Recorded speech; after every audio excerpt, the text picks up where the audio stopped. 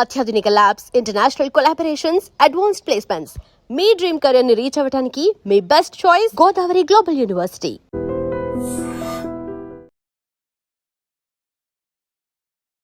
Welcome to I dream. నా పేరు లుంబిని. ఇండియాలోనే 7th మోస్ట్ కామన్ క్యాన్సర్ వచ్చేసి stomach cancer.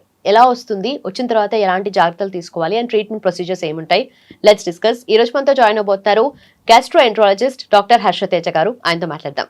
Hello sir. Hello అండి. సో మోస్ట్ కామన్ క్యాన్సర్లో ఇండియాలో చూసుకుంటే 7th పొజిషన్లో ఉంది stomach cancer. So stomach cancer గురించి మాట్లాడితే ఫస్ట్ మేజర్ రీజన్స్ ఏముంటాయి సార్ రావడానికి? సో స్టమక్ క్యాన్సర్ అనేది స్టమక్లో జనరల్గా 3 పార్ట్స్ ఉంటాయండి: fundus, body and antrum. So different పార్ట్స్కి డిఫరెంట్ కాజెస్ ఉంటాయి. సో ఇండియాలో జనరల్గా చూసుకుంటే మోస్ట్ కామన్ కాజ్ ఏంటంటే ప్రతిదానికి జెనెటిక్ కాంపోనెంట్ అనేది ఒక మినిమల్ ఉంటుందండి.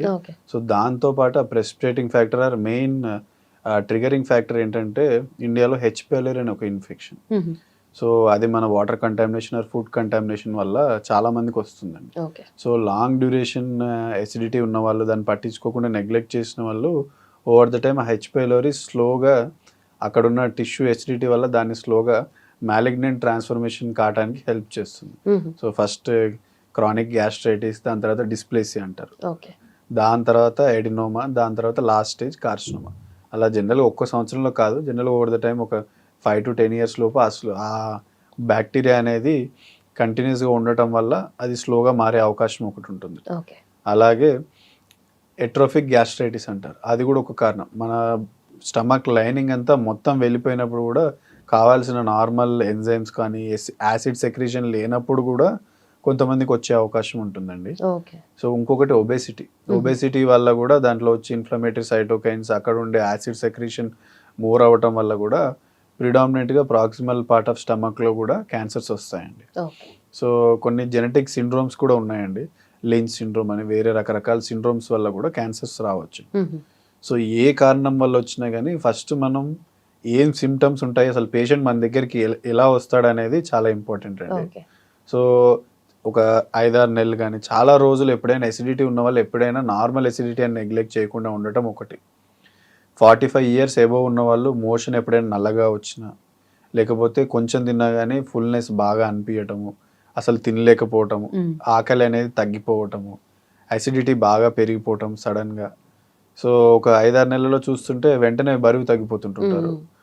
సో ఇట్లాంటి లక్షణాలు ఎవరికైనా ఉన్న వాళ్ళని వెంటనే మనం గ్యాస్ట్రోఎంట్రాలజిస్ట్ని కలవమనటం చాలా ఇంపార్టెంట్ అండి. ఎసిడిటీ కానీ, వెయిట్ లాస్ కానీ, కొంచెం తింటే కడుపు ఫుల్నెస్ రావటం కానీ, మోషన్ నల్లగా రావటం కానీ, హిమోగ్లోబిన్ తక్కువ అవ్వటం కానీ. So these are the simple symptoms and indicators మనం సస్పెక్ట్ చేయడానికి. ఓకే. సో ఈ సిమ్టమ్స్ తో వచ్చినప్పుడు మీరు డయాగ్నోస్ చేస్తారు కదా సార్, అంటే what is the procedure? So జనరల్గా గ్యాస్ట్రిక్ క్యాన్సర్కి డయాగ్నోస్టిక్ ఇన్వెస్టిగేషన్ ఆఫ్ చాయిస్ ఏంటంటే ఎండోస్కోపీ అండి. సో ఎండోస్కోపీ చేసి ఆ white light endoscopy, magnified endoscopy ద్వారా మనం ఎర్లీ గ్యాస్ట్రిక్ క్యాన్సర్స్ కూడా కనుక్కోవచ్చు అండి. ఇప్పుడు వచ్చిన కొత్త టెక్నిక్స్ నారో బ్యాండ్ ఇమేజింగ్ అంటారు. సో ఆ న్యూ ఫిల్టర్ స్కోప్లో ఉండటం ద్వారా ఎర్లీ స్టేజెస్ కూడా ఎర్లీ గ్యాస్ట్రిక్ క్యాన్సర్స్ కూడా మనం కనిపెట్టచ్చండి. సో ఇది ఆల్రెడీ అదర్ కంట్రీస్లో చాలా వెల్ వర్స్డ్ టెక్నాలజీస్, కానీ ఇండియాలో మనకి నేషనల్ గైడ్ లైన్స్ లేవు కాబట్టి మనం ఏం చేయట్లేదు. కానీ అదే జపాన్ తీసుకుంటే వాళ్ళు 25-30 yearsకే సిమ్టమ్స్ ఉన్న ప్రతి ఒక్కళ్ళకి ఎండోస్కోపీ చేసి ఎర్లీ గ్యాస్ట్రిక్ క్యాన్సర్స్ని కనుక్కోవడానికి ట్రై చేస్తారు. సో మనకి నేషనల్ ప్రోగ్రామ్స్ లేకపోయినా సిమ్టమ్స్ ఉన్న వాళ్ళు ఎవరైతే 40,000 దాటిన వాళ్ళు ఉంటే వెంటనే దగ్గర ఉన్న డాక్టర్ని కన్సల్ట్ అవ్వడం చాలా బెటర్ అండి. ఓకే. సో ఎక్కువగా ఏ ఏజ్ గ్రూప్కి రిస్క్ ఉంటుంది సార్? సో జనరల్గా ఒకప్పుడేమో ఎల్డర్లీ వాళ్ళకే వచ్చేవండి, ఇప్పుడు ఆ ఏజ్ ప్రెడిక్షన్ అనేది చేంజ్ అవుతుంది.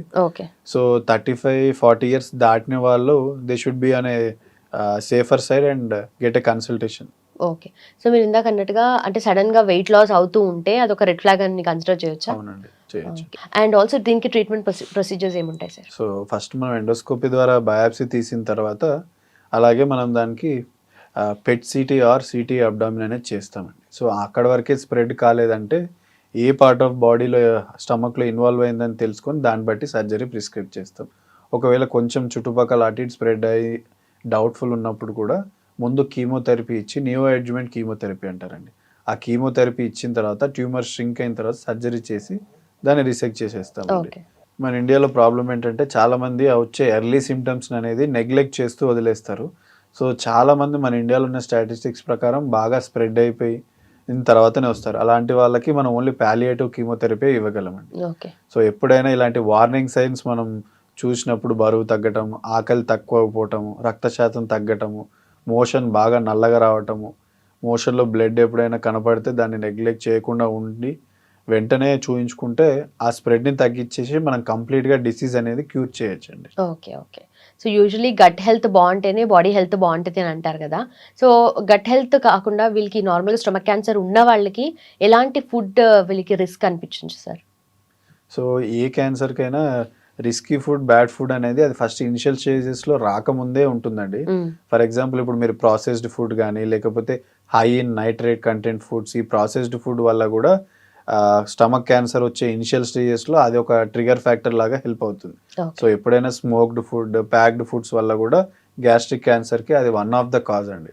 ఓకే. సో వచ్చిన తర్వాత దానివల్ల ప్రాబ్లమ్ ఉండొచ్చు, ఉండకపోవచ్చు అని కాదు గానీ, ఫస్ట్ ఇనిషియల్ స్టేజ్‌లో ఇప్పుడు కోలాన్ క్యాన్సర్ తీసుకున్నా మీరు ఇవి హై రెడ్ మీట్ క్వాంటిటీ తీసుకోవటము, దాంట్లో ఉండే నైట్రేట్స్ వల్ల అయినా, ఈ స్మోక్డ్ ఫుడ్, ప్రాసెస్డ్ ఫుడ్ వల్ల గూడా సేమ్ కోలాన్ క్యాన్సర్ గూడా అలానే వస్తుందండి. ఓకే. సో రెడ్ మీట్ వల్ల మోర్ కోలాన్ క్యాన్సర్ రావడానికి ఛాన్స్ ఉంటుంది. ఎందుకంటే ఆ మీట్ డైజెస్ట్ అయిన తర్వాత వచ్చే నైట్రేట్స్ అనేవి ఆ పెద్ద పేగు మీద యాక్ట్ చేయడం వల్ల వచ్చే cancer colon cancer. Okay. So ఆ ఫుడ్ వల్ల ప్రాబ్లమ్ మన స్టమక్ కూడా ఉండొచ్చండి. సో ఎప్పుడైనా గానీ ప్రాసెస్డ్ ఫుడ్ గానీ, హై రెడ్ మీట్ ఇంటేక్ కానీ ఉంచకపోవటం బెటర్ అండి. ఓకే. ఓకే. అండ్ ఆల్సో ఎక్కువగా వీళ్ళకి ఆపరేషన్ తర్వాత లేదంటే కీమోథెరపీ తర్వాత వీళ్ళు ఎలాంటి ఫుడ్‌ని తీసుకోవాలి సార్? అంటే లైఫ్ లాంగ్ వాళ్ళకి ఆబ్వియస్‌లీ ఇంకొంచెం జాగ్రత్తగా ఉండాలి కాబట్టి ఎలాంటి ఫుడ్ తీసుకుంటే బెటర్ అంటారు? ఏదన్నా గానీ హెల్తీ అండ్ అప్పటికప్పుడు తయారు చేసే ఫుడ్డే చాలా వాళ్ళకి అడ్వాంటేజ్ అండి. హ్మ్. ఎందుకంటే వాళ్ళకి ఉన్న లైఫ్ స్పాన్‌లో హ్మ్. ఒకవేళ ట్రీటబుల్ ఉన్న పేషెంట్స్‌కి ఆ సర్జరీ తర్వాత వాళ్ళ స్టమక్ వాల్యూమ్ అనేది చాలా తగ్గిపోతుందండి. సో అప్పుడు వాళ్ళు హెవీ ఫుడ్స్ తీసుకుంటే తొందరగానే ఫుల్‌నెస్ రావటము, ఎక్కువ తినలేకపోవటం ఉంటుంది. అలాంటి వాళ్ళకి తొందరగా అరిగే ఫుడ్ ఆ క్యాన్సర్ ఉన్న పేషెంట్స్ తీసుకోగలిగితే వాళ్ళ న్యూట్రిషన్ మెయింటైన్ చేయగలరు. వాళ్ళకి డే టు డే లైఫ్‌లో ప్రాబ్లమ్ కూడా ఉండదండి. And also sir lack of sleep వల్ల గట్ హెల్త్ అనేది ఎలా ఎఫెక్ట్ అవుతుంది? ల్యాక్ ఆఫ్ స్లీప్ వల్ల గట్ హెల్త్ అనే కాదండి, చాలా ఆర్గన్స్ ఎఫెక్ట్ అవుతాయి. సో మన బాడీ రీసైక్లింగ్ కానీ, రీసెట్ కానీ స్లీప్ అనేది చాలా ఇంపార్టెంట్ అండి. మీరు నిద్రలో పోతున్నప్పుడు మన బ్రెయిన్ గానీ, మన గట్ కానీ రీసైకిల్ అవుతుందండి. హ్మ్. సో ఆ రెస్ట్ తీసుకునేటప్పుడు గట్ రీసైక్లింగ్ అంటారు. అంటే మైగ్రేటింగ్ మోటార్ కాంప్లెక్స్ అనేవి మన గట్‌లో ఉంటాయండి. ఓకే. సో అవి మీరు స్లీప్ లేనవ్వటం వల్ల ఏమవుతుందంటే ల్యాక్ ఆఫ్ స్లీప్ వల్ల మన నర్వస్ సిస్టమ్ అనేది మల్టిపుల్ హార్మోన్స్ రిలీజ్ చేస్తుందండి. సెరోటోనిన్ అనేవి అలాంటి, లేకపోతే స్ట్రెస్ ఇండ్యూస్డ్ కార్టిసాల్ ఎంజైమ్స్ కానీ. సో ల్యాక్ ఆఫ్ స్లీప్ అనేది ఇండైరెక్ట్‌గా ఒక స్ట్రెస్ అనే కాంపోనెంట్ లాంటిదే. ఓకే. సో అప్పుడు ఆ స్ట్రెస్ హార్మోన్స్ అనేది రిలీజ్ అవుతుంటాయి. దానివల్ల మన గట్‌కి చాలా కాంప్లికేషన్స్ అనేవి స్టార్ట్ అవుతుంటాయి. ఈ స్ట్రెస్ ఇండ్యూస్డ్ హార్మోన్స్ వల్ల గట్ పర్మియబిలిటీ అంటే దాంట్లోకి వచ్చే అబ్జార్ప్షన్ అనేది లీక్ అవ్వటము, హుహు. దాన్ని లీకీ గట్ అంటారు. సో ఇంక్రీజ్డ్ పర్మియబిలిటీ వల్ల అయినా, ఈ స్ట్రెస్ వల్ల, ఇంక్రీజ్డ్ హార్మోన్స్ వల్ల గట్ హార్మోని అనేది డిస్టర్బ్ అయ్యి ఓవర్ ద టైమ్ మీ గట్ కూడా సిమ్టమ్స్ లాగా ప్రెజెంట్ అవుతుంది. అండ్ ఆల్సో కొంతమందికి ఎన్ని వైటమిన్స్ అండ్ మినరల్స్ తీసుకున్నా బాడీ అబ్జార్బ్ చేసుకోదు అని అంటారు కదా సార్! అంటే అలాంటి వాళ్ళకి ఎందుకు అలా ఉంటుంది కండిషన్? అండ్ ఏం చేయొచ్చు అంటారు దానికి? సో జనరల్‌గా ల్యాక్ ఆఫ్ న్యూట్రియంట్ అబ్జార్ప్షన్ అనేది 3 రకాలు ఉంటుందండి. సో మ్యూకోజల్ డిసీజ్ అని ఉంటుంది. సో మన ఇంటెస్టైనల్ లైనింగ్‌లో మ్యూకోజా అని ఒకటి ఉంటుందండి. హ్మ్. సో అందులో మన మెజారిటీ ఆఫ్ న్యూట్రియంట్స్ అనేది డియోడినం అండ్ జిజినంలో మాత్రమే అబ్జర్వ్ అవుతాయండి. ఓకే. సో మీరు తినే ప్రతి తిండి స్టమక్‌లో మిక్స్ అయిన తర్వాత ఆ డైజెస్టివ్ ఎంజైమ్స్ లివర్ నుంచి వచ్చేవి, ప్యాంక్రియాస్ నుంచి వచ్చే వల్ల ఫుడ్ డైజెస్ట్ అవుతుంది. సో ఆ డైజెస్ట్ అయిన ఫుడ్ అనేది మన చిన్న పేగు ఫస్ట్ పార్ట్ ఆఫ్ ఫస్ట్‌లో ఉండే డియోడినంలో అయినా అబ్జర్వ్ అవ్వచ్చు, లేకపోతే జిజినంలో అయినా అబ్జర్వ్ అవ్వచ్చు. హ్మ్. సో దాంట్లో మల్టిపుల్ రకాల డిసీజెస్ ఉంటాయండి. సో లింఫాటిక్ ప్రాబ్లమ్ ఉండొచ్చు, మ్యూకోజల్ ప్రాబ్లమ్ ఉండొచ్చు. సో ఆ డిసీజెస్‌లో ఉన్న వాళ్ళకి అబ్జార్ప్షన్ అనేది ఉండదండి. ఓకే. సో దాన్ని మనం జనరల్‌గా ఎండోస్కోపీ చేసి దాన్ని మ్యూకోజల్ బయాప్సీ అనేది చేస్తాం. హ్మ్. సో ఆ బయాప్సీలో చూసే కామన్ డిసీజ్ మాల్ అబ్జార్ప్షన్ ఏంటంటే సీలియాక్ డిసీజ్. అంటే దాన్ని సింపుల్ ఎగ్జాంపుల్ అంటే వాళ్ళకి చపాతీ తిన్న మోషన్స్ అవ్వటము, ఓకే. పాలు తాగినా కొంతమందికి పాలు తాగితే వెంటనే మోషన్స్ అవుతుంటాయి. ఎందుకంటే వాళ్ళకి ఆ పాలు తాగే డైజెస్టివ్ ఎంజైమ్ అనేది వాళ్ళకు ఉండదు. సో అలాగే కొంతమందికి పాలు ఒక్కటే కాకుండా అన్ని న్యూట్రియంట్స్ అనేది అబ్జార్ప్షన్ ఉండదు. అందులో కామన్‌గా చూసేది సీలియాక్ డిసీజ్ గాని, ఇండియాలో కొంతమందికి బాగా కంటామినేటెడ్ వాటర్ తాగిన వాళ్ళకి ఇన్ఫెక్షన్ వల్ల కూడా అబ్జార్ప్షన్ డిఫెక్ట్స్ వస్తాయండి. ఓకే. సో అలాంటి వాటికి ఎండోస్కోపీ చేసి ఫస్ట్ అల్సర్స్ ఉన్నాయో లేవో చూస్తాము. ఏం లేకపోతే ఆ బయాప్సీ ద్వారా దాన్ని డయాగ్నోస్ చేసి దాని ప్రకారం ట్రీట్ చేస్తాం. అందులో కూడా దొరకకపోతే సిటీ స్కాన్ చేయటము, లేకపోతే దాని అబ్జార్ప్షన్ అయిన తర్వాత ఆ బ్లడ్ వెజల్స్ ఆర్ లింఫాటిక్స్లో ఉన్న ప్రాబ్లం ఏమైనా ఉందా లేదా అని ఒక్కొక్క ఇటియాలజీ మనం వెతుక్కుంటూ దాన్ని ట్రీట్ చేయొచ్చండి. Right sir, thank you so much. Okay.